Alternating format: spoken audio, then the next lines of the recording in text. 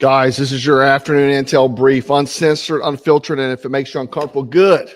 That means it's working. So let's get into it. A lot of things going on today. We have the Fort Stewart shooter. The system is cracking, is what's happening. 5 soldiers shot on U.S. soil on a military base, Fort Stewart, Georgia, and the shooter's now in custody. I've got a photo of him here. They say he's Army Sergeant Cornelius Radford, I think his name. He's got another name too, but it's weird. Shooters always have multiple weird names. You notice that? But anyway, they're already hedging on whether he's even based out of Fort Stewart. In the beginning, they said, well, they didn't know. Then we have this video here where they says, yeah, he is. What happened in the shooting, and were the victims subordinate to the sergeants, or were they people over him in rank? Yeah, right now it's premature, and we're gathering a lot of the information. What we know is this soldier, the shooting occurred at the soldier's place of work. It did involve his co-workers. We're still not certain about the motivations, but again, he's been interviewed by Army investigators, and we believe we'll gain more information here shortly. Yes, ma'am.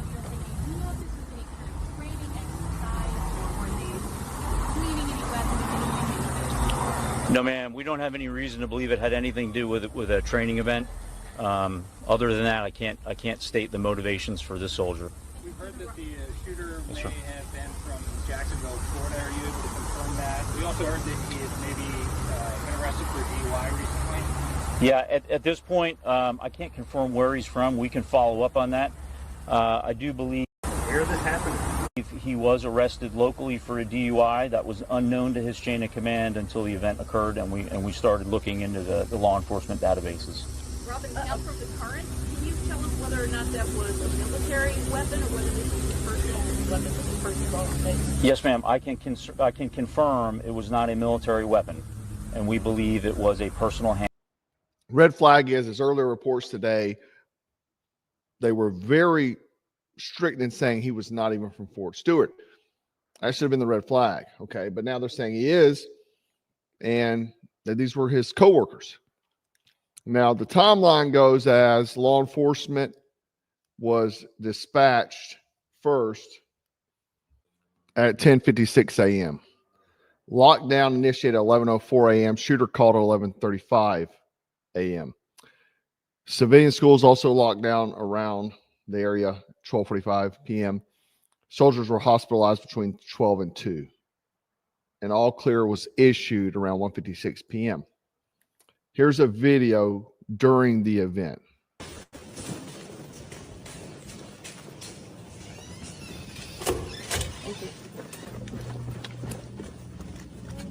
It's wrong.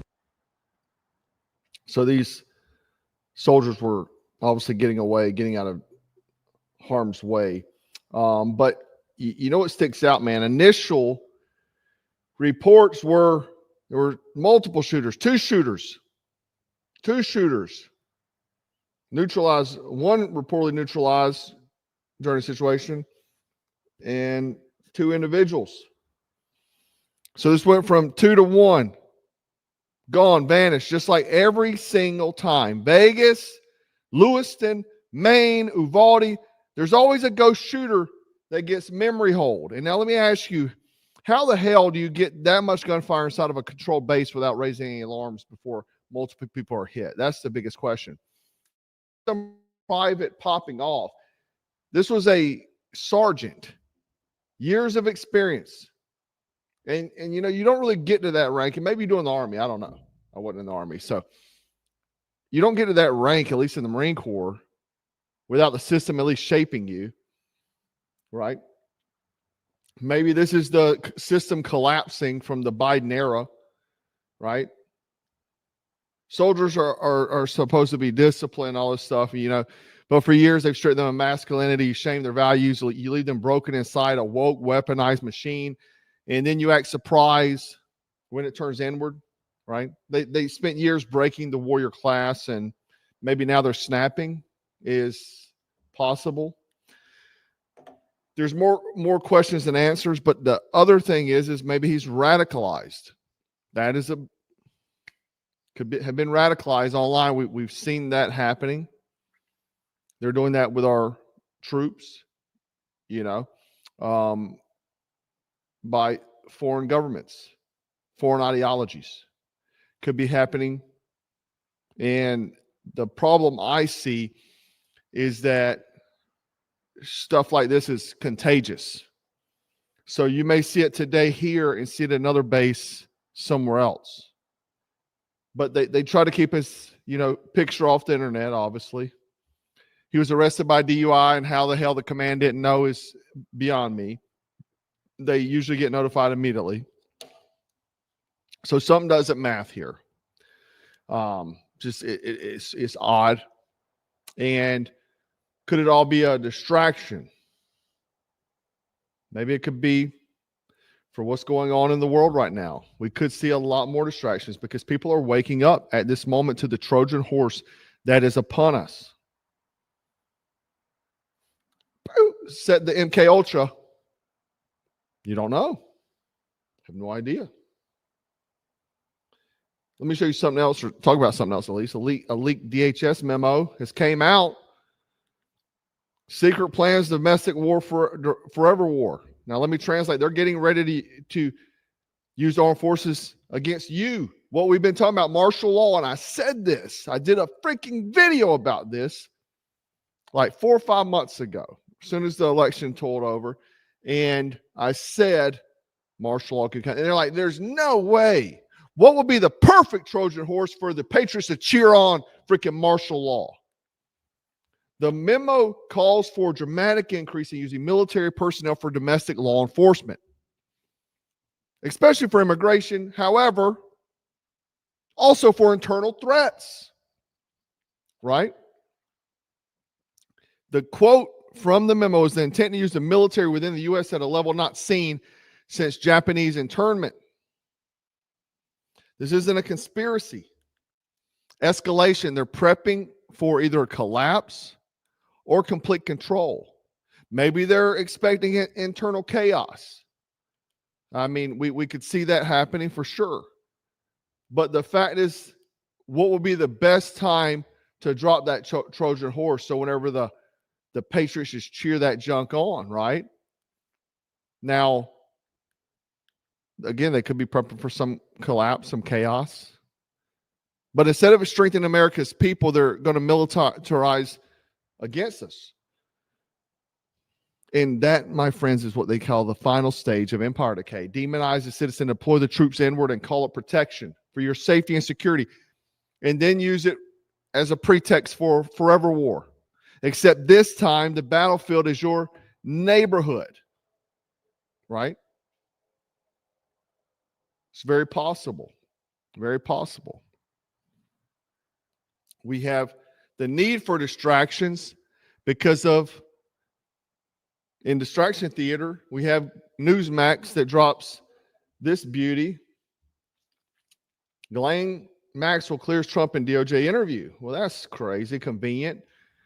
We don't have any cameras from Epstein Island. We have no client list, but we got Ghislaine, literal convicted sex trafficker, serving as a character witness. Sure, we can trust her, especially when Trump said, well, I don't know. I mean, I could pardon her. Wink, wink, nod, nod.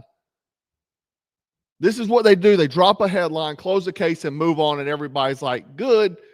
It doesn't erase the fact that Trump's name was heavily redacted from the Epstein documents. And I'm not saying he did anything criminal, right? But it doesn't erase the ties. And it sure as hell doesn't erase what he failed to do when he first got elected, when he said Epstein files were going to be transparent, and then we call it a hoax. We call it a Democrat hoax. They've had the files for years. So shit, I'm not going to believe anything that I see at this point. You called it a hoax. You said they've had the files to doctor them. So what is it? I mean, Biden was a puppet corpse, don't get me wrong.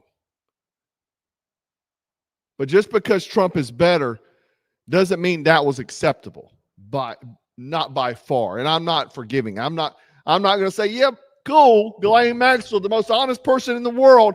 We'll take her word for everything. Just so happens now Trump's attorney goes and talks to her. Blanchett. Okay, yeah, good, we're good.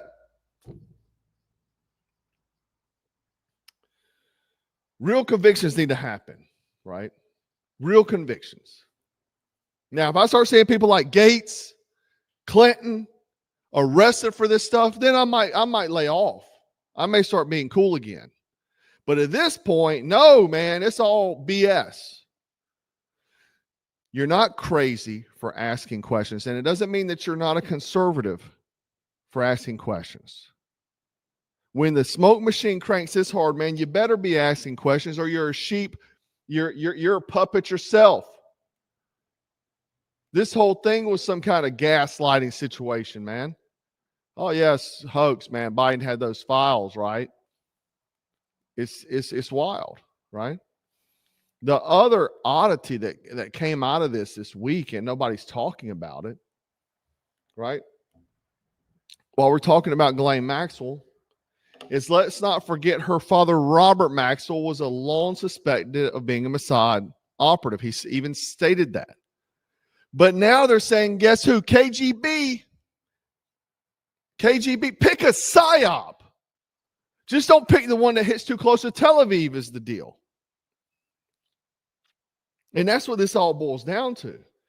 We know who Epstein was working for, man. Come on.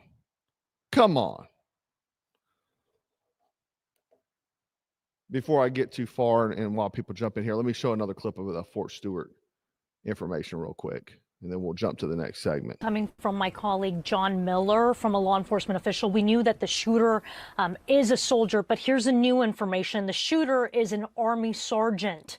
He is a male, he is alive, and he is in custody. But it's important to note here that it is unclear whether this soldier is a soldier at Fort Stewart. But again, the shooter is an Army sergeant. He is a male, he is alive, and he is in custody. That is according to a law enforcement official. Hopefully we'll get more information on that at this 3:30 update that we're anticipating here from.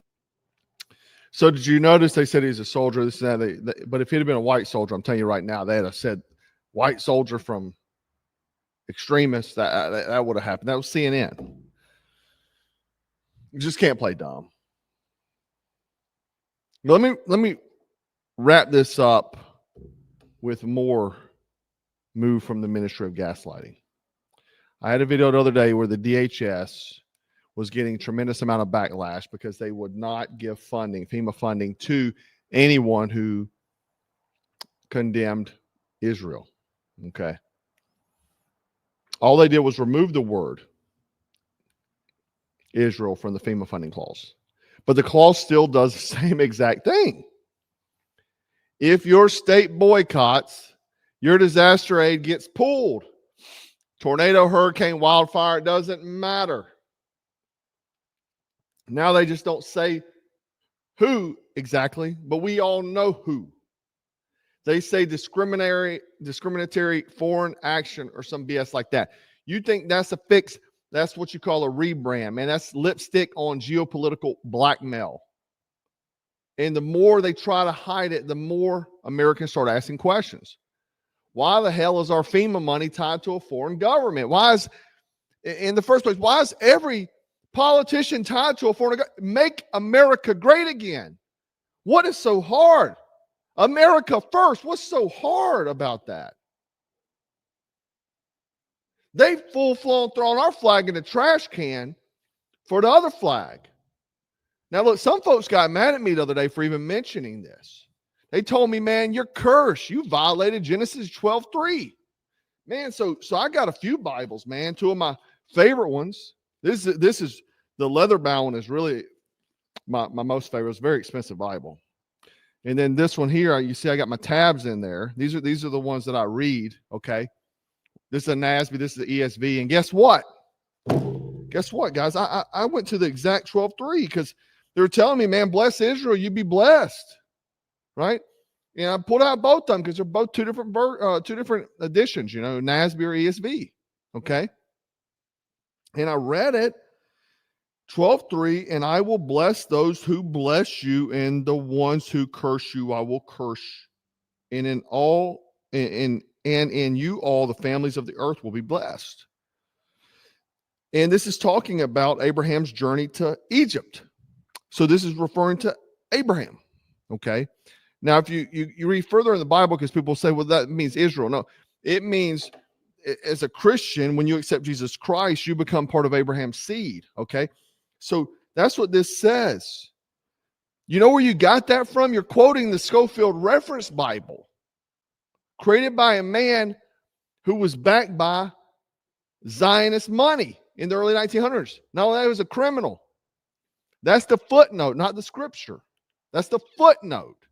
And it has it in the Bible at the bottom, Israel, in the footnote section. That's not part of the scripture. And then that, like, I'm the one that's blaspheming. Nah, dude, I'm just reading. Talk about deception. You're quoting something in scripture that's not scripture. Some man wrote in 1900. And then let me talk about the book of Enoch, dude. I've talked about that. You want to talk about censorship? This was in the early Christian Bible for over 1,000 years. 1,000 years in the Bible. Removed in 1500s by guess who? Men in power responding to political pressure. You don't think psychological warfare has infiltrated religion? It had. They didn't just call it psychological operation. They just said, man, religion controls the people. Let's change it to control the people. Let's utilize it to control the people. Ask any Afghan child raised by ISIS what the truth is, and they're going to tell you what they have been taught. Ask a North Korean kid what the world looks like. You train a soul from birth, and then they'll defend that lie with their life, not their faith. That's called indoctrination. And a Western civilization has been indoctrinated to believe that I'm supposed to go defend militarily the 1948 United Nations created country. And you know who created the United Nations? Rothschild. Dude, this is the thing. You were not alive during this time, so you're just believing what you got taught. Oh, it's true. I got taught that. Right? Because religion, why it matters is religion, real faith should point to the truth, not just obedience to what some man told you. Right? We're in war for your mind, for your loyalty, and most importantly, your soul. They want soldiers, as we've seen, turned against each other, civilians to comply, and the church to stay asleep. But you weren't made for comfort. You were made to stand. And if you're the last one holding the line, so be it. Right? That's why it's important, dude. Get it and read it yourself. Sit, quick, go. I see people in church on Sunday, dude, just sitting there. Okay, I'll take your word for it, sir. I'll take your word for it. I won't even look. I don't even carry one of these anymore. I might not even have one. I got the app on my phone. I'll look at it one day. I'll just get these things and read for yourself. Quit listening to men tell you what to believe. God already put it all here. It's all here. You don't have to take another man's advice. Anyway, that way maybe I'll quit hearing the sheep just repeating what they were indoctrinated, because that's what's happening. The other thing is just real quick. This was I did this early in the day because of the situation, guys, and I appreciate obviously you hanging out. You might be at work and whatnot, but we did do a restock on a lot of gear today. Man, people asking forever about the Street Pick. They're back. So I know a lot of people have been wanting those, emailing us and stuff. They're back. The canteens, the titanium canteen sport. Some dude's been emailing. If you're the guy about the sport, they're back, my friend. They're back. He's been emailing pretty nonstop about. He wanted that sport. They're back, buddy. Also, we put back in the EDC Spark, and this time in olive drab. It was in black before, but you know I love my olive drab. It's got the BSS crest there, and basically it's just a ferro rod you can keep in your pocket, your EDC bag. And so on. It's got the striker, so it's self-contained, something you can just put in your pocket every day. That way you always got fire, man. Put in your bug out bag, whatnot, your survival kit. They're small. That's why they're EDC version. But the olive drab version are on site now. But guys, I do appreciate you hanging out with me. Let me know your thoughts, man. What's going on? What's going on with this Fort Stewart thing? Is it all a distraction, or is there something much darker? I don't know. It's a lot. a lot's happening in the world, and a lot of people are still asleep. I will say that it's very worrisome to me, like how many people on our side are just really asleep, and they just go along with whatever they're told, and they never question anything. The thing is that I knew going down that hole and not just cheering on our team, like all the other influencers, would cost me business as well as followers. But at the end of the day, man, I want to be able to sleep at night and knowing that I am doing my due diligence. And for those few that do listen to me and I have the same mindset, I always, appreciate it, guys. You always got to stay sharp, dangerous, and stay hard to kill, man. For sure. That's important. And when tyranny becomes law, guys, rebellion comes duty. That's from the main man, Thomas Jefferson. Stay frosty, stay strapped, and always stay dangerous. Take care. 2, 3. 1, 2.